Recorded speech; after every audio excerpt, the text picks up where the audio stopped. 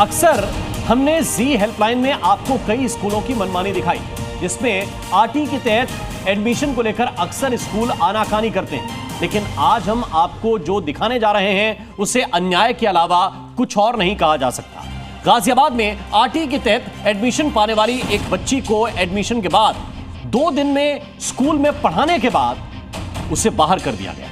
इसके बाद बेबस मां 3 महीने से धक्के खाने को मजबूर है, लेकिन सुनवाई कहीं नहीं हो रही। तब जी हेल्पलाइन बनकर आया उनका सबसे बड़ा मददगार।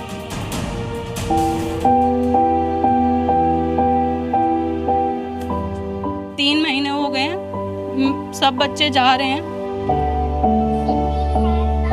किसी के पास रीजन नहीं है इस चीज का कि मेरे बच्चे का एडमिशन क्यों नहीं हो रहा है। एक माँ जिसकी आंखों में अपनी बच्ची के सुनहरे भविष्य के न जाने कितने सपने थे, आज उस माँ की उन्हीं आंखों में अपनी बच्ची के पढ़ाई के सपने आंसू में तब्दील हो चुके हैं। ये माँ धक्के खा खा कर और सिस्टम से इतना हार चुकी है कि आज इनकी आंखों में आंसू है और जुबान पर लाचारी। ये परेशानी है गाजियाबाद की रहने वाली कविता जैन की, जिनकी बच्ची का राइट टू एजुकेशन के तहत स्कूल में एडमिशन हुआ था, वो भी लंबी जद्दोजहद के बाद। बच्ची अपनी नई जिंदगी की शुरुआत करने के लिए स्कूल गई भी, 2 दिन पढ़ाई भी की, लेकिन स्कूल की बेरहमी तो देखिए। उसके बाद उसको स्कूल से ही बाहर कर दिया गया और इसके बाद 3 महीने से वो लगातार धक्के खा रही हैं। 16 अप्रैल को मेरी बेटी का एडमिशन ले लिया। मेरे को मेरी बेटी की यूनिफॉर्म, आईडी कार्ड सब कुछ मिला, बैग, हमने स्कूल की बुक्स खरीदी। उसके बाद 2 दिन मेरी बच्ची स्कूल भी गई। 2 दिन के बाद हमें मेल पे आता है और मैसेज पे आता है कि आपकी कुछ डॉक्यूमेंट्स हैं जो वेरिफिकेशन के लिए हमें देने चाहिए और आप 10 दिन तक अपनी बेटी को स्कूल मत भेजिए। कविता की बेटी का एडमिशन गाजियाबाद के जीडी गोयनका स्कूल में हुआ था। ये वो स्कूल है जिसमें उसकी बेटी का सिलेक्शन आरटीई के तहत हुआ था।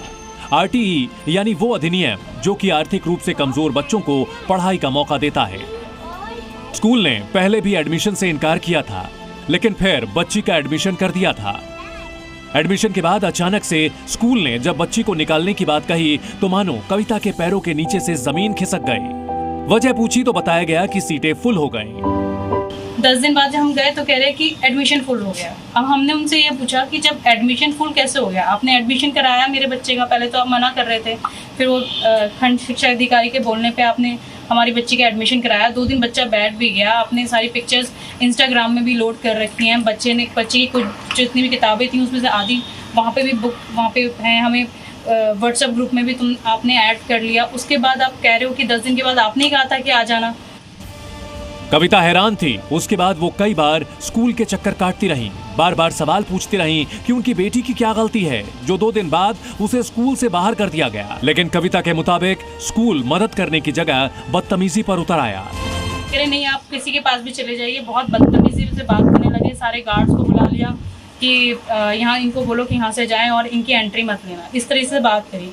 हमने कहा मैं एडमिशन के लिए तो आया। कह रहे आपने बाहर क्या लिखवाया था? मैंने कहा एडमिशन के लिए लिखवाया था। आप हमें बता नहीं रहे, ना लिख के दे रहे हैं आप कि अब हमारे बच्चे को नहीं लेंगे। 2 दिन जाने के बाद आप बोल रहे हैं कि अब एडमिशन फुल हो गया। मैम कैसे फुल हो गया? आप लिख के दे दो ना, मैं बेसिक शिक्षा के पास जाके बात करूंगी। बार बार स्कूल के कठोर रवैये से कविता इतनी लाचार हो गई कि वो डीएम एसडीएम तक पहुंची। हर हफ्ते दफ्तरों के चक्कर काटती हैं, लेकिन उनकी समस्या हल नहीं हो पाई। अभी तक मेरी बेटी का कुछ नहीं हुआ है। 3 महीने हो गए हैं, सब बच्चे जा रहे हैं। 3 महीने से मेरी बेटी घर बैठी हुई है। बच्चों को स्कूल का काम नहीं मिला होगा, सब वो कर रहे हैं। मेरी बेटी का पढ़ाई पीछे हो गई और अभी मुझे पता ही नहीं है कि मेरी बेटी का एडमिशन होने के बाद भी कब बुलाएंगे, क्योंकि स्कूल वाले इतने गंदे से बिहेव कर रहे हैं हमसे। अब हम अगर स्कूल जा रहे हैं तो वहाँ पे नाम लिख दिया गया है और जैसे ही हमसे नाम पूछते हैं कि कौन है, किस चीज़ की, क्या नाम है आपके बच्चे का, जैसे मैं बताती हूँ नारायण जैन, तो कहते हैं ठीक है बाद में आइएगा, अभी हमारे पास टाइम नहीं है आपके लिए। जब हर तरफ से कविता परेशान हो चुकी थी तब उन्होंने जी हेल्पलाइन में कॉल लगाया और हमारी टीम ने शुरू की उनको हक दिलाने की मुहिम। हमारी टीम सबसे पहले पहुंची उसी स्कूल जिसने बच्ची को स्कूल से निकाला था। हमारे साथ स्कूल में कविता और उनकी बच्ची भी आई थी। हम सवाल पूछना चाहते थे कि क्यों सरकारी नियमों का पालन ये स्कूल नहीं कर रहा है, लेकिन स्कूल ने यहाँ भी अपना रवैया नहीं बदला। हमारी टीम को गार्ड ने रोका और कैमरा बंद करने की बात कही। पूछ लीजिए मीडिया से, हम अगर अलाउ करेंगे तो हम लोग चले जाएंगे। सर अभी आप जो है कैमरा बंद रखिए, कैमरा अलाउ नहीं है। अरे जब हमने जोर दिया तो सिर्फ शिकायतकर्ता को अंदर भेजा गया और हमें अधिकारी के स्कूल में ना होने का बहाना दिया गया। हम इंतजार करते रहे लेकिन स्कूल नहीं माना। वहीं दूसरी तरफ स्कूल के अंदर पहुंची कविता को भी एक बार फिर टाल दिया गया। चयनित बच्ची को जब इंदिरापुरम स्थित जीडी गोयनका स्कूल लाया गया तो बच्ची की मां और बच्ची नायरा दोनों को अंदर जाने की अनुमति दी गई, जबकि हमें और हमारी टीम को कैमरा ले जाकर बातचीत करने की अनुमति यहाँ मौजूद गार्ड्स ने नहीं दी। जिसके बाद हमने अकेले भी विदाउट कैमरा जाने की बात पूछी तो उन्होंने बाहर रोक दिया, जबकि कविता और बच्ची को अंदर जाने दिया गया कि वो अपने एडमिशन संबंधित समस्या अंदर एडमिन स्टाफ से पूछ सकते हैं। हमारी टीम स्कूल का ये रवैया देखकर हैरान थी। हमारे मन में ढेरों सवाल थे जिनके जवाब लेने के लिए हम बेसिक शिक्षा अधिकारी के पास पहुंचे। ये वो दफ्तर है जिस पर जिम्मेदारी है नियम का पालन कराने की। हम पूछना चाहते थे कि आखिर कैसे ये स्कूल इतनी मनमानी कर सकता है। वहाँ हमने शिकायतकर्ता की मुलाकात बीएसए से कराई और खुद भी पूरी बात उन तक पहुँचाई। इसका असर ये हुआ कि बेसिक शिक्षा अधिकारी ने स्कूल से बात की और ये सुनिश्चित किया कि 1 हफ्ते के अंदर ही बच्ची का एडमिशन स्कूल करेगा। हमने तत्काल ही जीडी गोयनका की प्रिंसिपल से बात किया और उन्होंने कहा कि मैं इसको देखूंगी।